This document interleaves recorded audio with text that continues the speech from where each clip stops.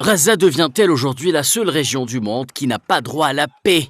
La journée vécue par les Palestiniens depuis les aurores apporte de nouveaux éléments de réponse à une situation désastreuse dont seul le peuple palestinien connaît l'ampleur. Du nord au sud, en passant par le centre, l'enclave palestinienne a encore payé un lourd tribut en âmes civiles innocentes. 78 martyrs selon les chiffres officiels, dont 40 rien que dans la ville de Gaza. D'une barbarie sans nom, la machine de guerre sioniste vient tout juste d'assassiner 17 Palestiniens en bombardant la fleur au fusil, un immeuble abritant des déplacés à Haï Zaytoun, au sud de la bande de Gaza.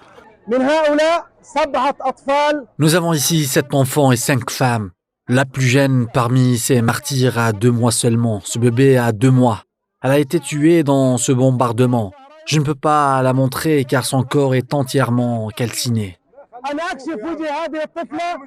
En parallèle aux bombardements incessants ciblant méthodiquement femmes et enfants, 11 civils ont été tués aujourd'hui par les balles de l'armée d'occupation en allant chercher de quoi se nourrir dans différents points de distribution des aides gérées par la compagnie américano-sioniste, portant à 39 le nombre de martyrs palestiniens tués durant les dernières 24 heures suivant ce procédé odieux et perfide, 640 au total depuis le lancement de ce mécanisme.